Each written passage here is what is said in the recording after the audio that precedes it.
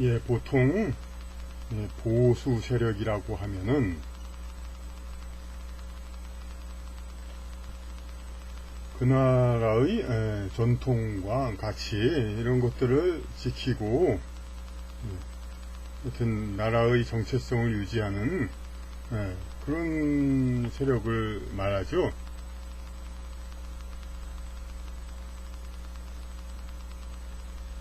전통을 지키고.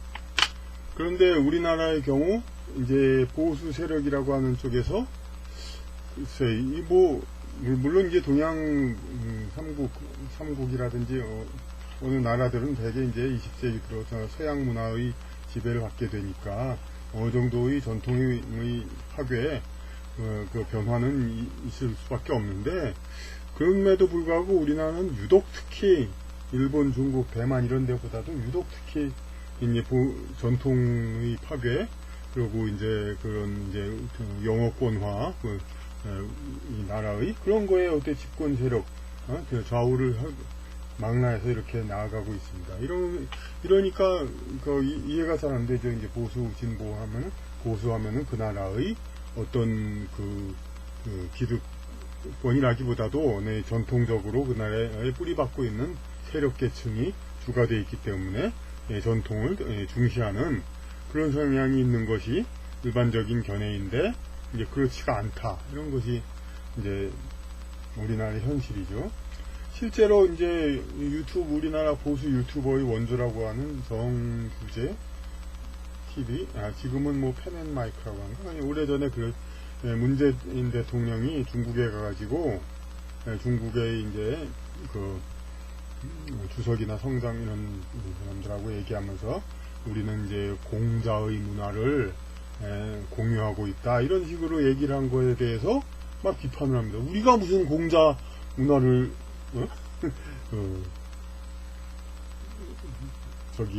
지금 뭐 배우고 있냐고.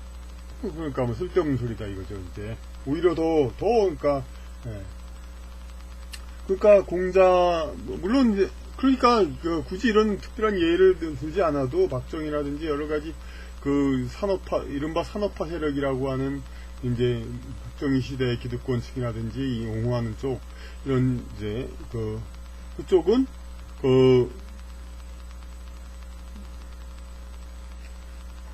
우리 유교 문화 이런 걸 자꾸 부정적으로 자꾸 봅니다. 이렇게 유교 문화 이런 같은 것들을 그렇게 해서, 그러니까 거듭 말씀드립니다만 보수 쪽에 속한 정권이 많이 집권했음에도 불구하고 우리나라는 좌파 이념, 애초에 좌파 측이 먼저 주장하는 그런 이제 어문 정책 이런 것에 못 이기는 척 다 따랐죠. 못 이긴 척 다 따라가지고, 그때는 이제 박정희 때부터 평준화와 한글 전용을 하고, 그건 다 이어지고 있죠. 그런 건 지금 국회 마크를 한글로 바꾸고 이런 것도 다 지금 정권 이전에 다 한 것들이고 하니까, 이거 굳이 지금 정권이 이른바 진보좌파 이런 정권, 그런 탓을 할 수가 없습니다. 그러니까 보수도 다 그렇다는 것.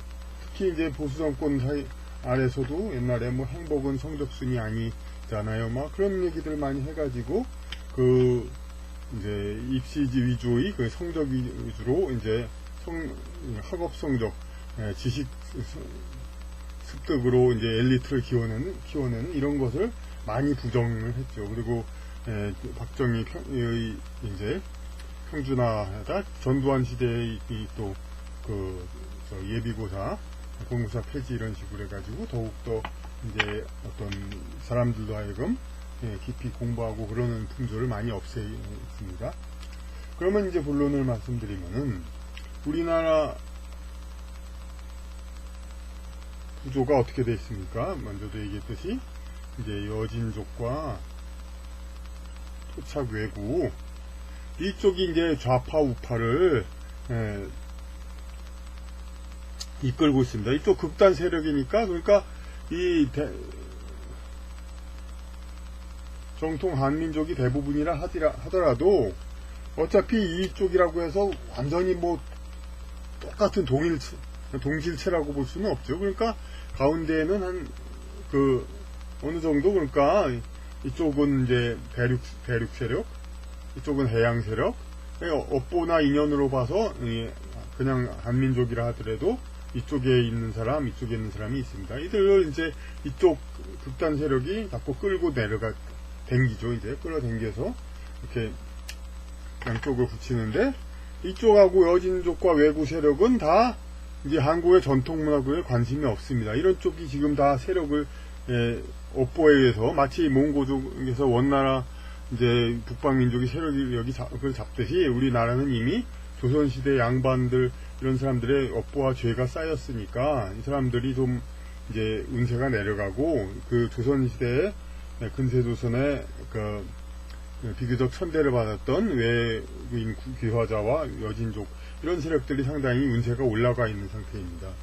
이 상태에서 그러니까 이쪽의 대다수 사람들은 우리 국민 개개인 평범한 국민 보면 다 그렇게 생각하죠. 한자도 쓰면 좋고 우리 고유 전통도 쓰기는 좋은데 이제 나라가에서 자꾸 이렇게 몰아간다. 이제 그 도량형 같은 것도 예전에 관평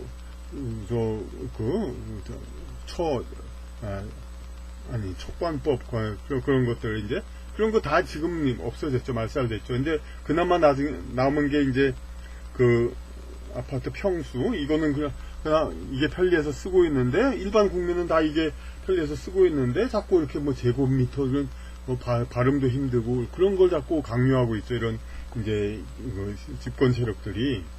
그러니까 이런 집권 세력들이 이렇게 하는데, 저희가 이제 처음에 논객 생활 시작할 때 저는 이제 우리나라의 문화를 자꾸 이렇게 변질시키고 파괴하는 이런 쪽을, 특히 한글 전용 이렇게 한자를 없애가지고 그런 쪽이 좌파로 그때는 보였으니까 이쪽이 그렇다고 해서 혐의를 많이 뒀습니다.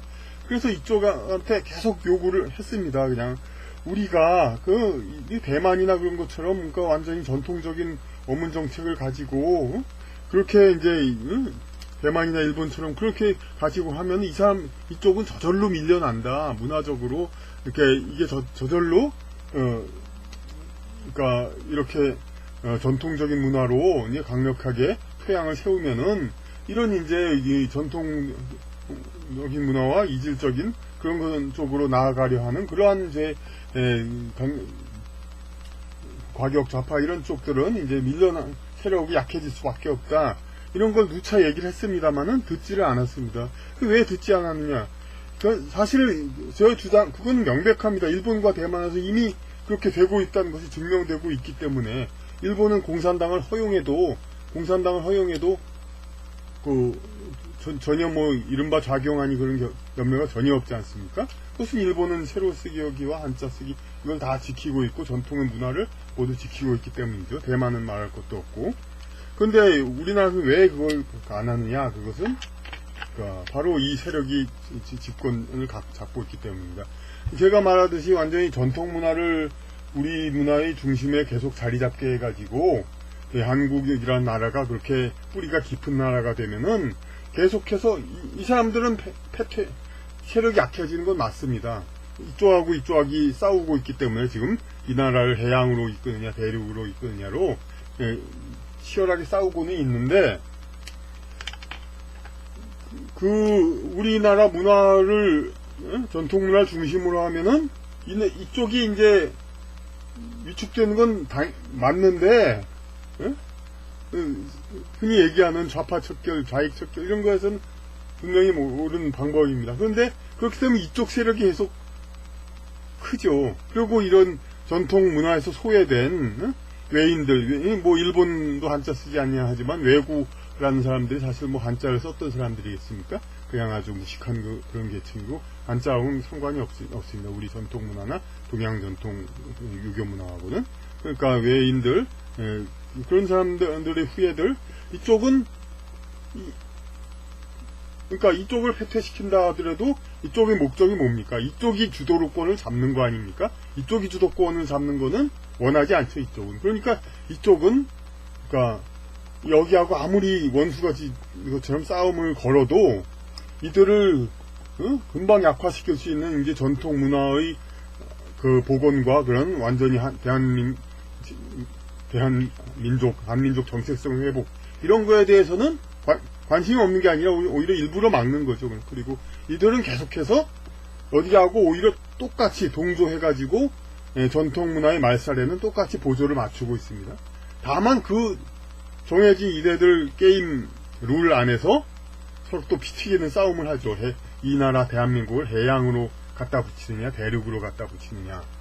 이런 이제 싸움이 계속되고 있고, 거듭 말씀드리다시피 이 나라를 대륙으로 붙이냐, 해양으로 붙이냐는 타협이 불가능합니다. 어느 한쪽으로 가야 이들이 대한민국이 해양 세력으로 가야 이쪽 세력이 강해지고, 대륙으로 가야 이 여진 세력이 강해지는데 어떻게 양보를 합니까? 타협이 어디 있습니까? 불가능합니까? 그러니까 이들이 주도권하는 대한민국은 끊임없는 싸움, 그냥 피튀기는 싸움, 그거밖에는 앞으로도 없을 것임을 분명히 말씀드리고, 전통 한민족 정신 주권 회복, 한민족 정신의 복원이 없이는 이 나라는 계속 좌파우파, 실질적인 이념적 좌파우파도 아니죠. 이들 좌파우파를 사칭하는 양쪽 세력에 의한 싸움으로 날을 셀 것이다. 이럴 것을 앞으로도 그럴 것이라는 것을 여기서 다시 한번 확인합니다.